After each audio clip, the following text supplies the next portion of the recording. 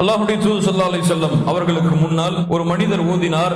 தொழுகையை தக்பீர் கட்டியதற்கு பிறகு அல்லாஹு அக்பர் கபீரா வல்ஹம்துலில்லாஹி கஸீரா வசுப்ஹானல்லாஹி புக்ரத்தன் வ அஸீலா.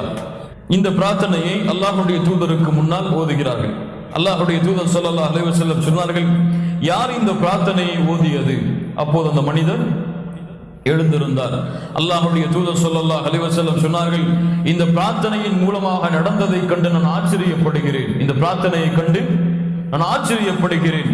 இவர் கூறிய பொழுது வானத்தின் கதவுகள் எல்லாம் திறந்தன. அல்லாஹ் அக்பர். அவ்வளவு பெரிய மகத்துவமிக்க பிரார்த்தனை ஒரு தோழர் ஓதுகிறார். அல்லாஹ்வுடைய தூதர் அதை அங்கீகரிக்கிறார்கள். அல்லாஹ்வுடைய தூதர் ஸல்லல்லாஹு அலைஹி வஸல்லம் இந்த வார்த்தைக்கு பிறகு இப்னு உமர் இந்த ஹதீஸை அறிவிக்கக்கூடிய அந்த தோழர் சொல்கிறார்கள், அல்லாஹ்வுடைய தூதர் இப்படி இந்த பிரார்த்தனையுடைய சிறப்பை கூறியதற்கு பிறகு நான் இதுவரை இந்த பிரார்த்தனையை ஓதுவதிலிருந்து விலகியது கிடையாது.